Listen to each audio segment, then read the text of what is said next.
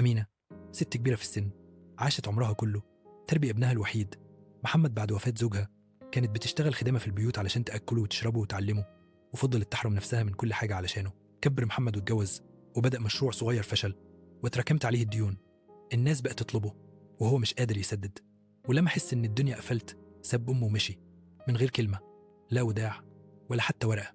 أمينة اتحطت في موقف صعب، الناس بدأت تطالبها هي بالفلوس وهي ملهاش ذنب. قعدت في أوضة وصالة بالإيجار في حي شعبي، جسمها تعب ومحدش بيسأل فيها، لا ابنها ولا زوجته ولا أي حد من العيلة.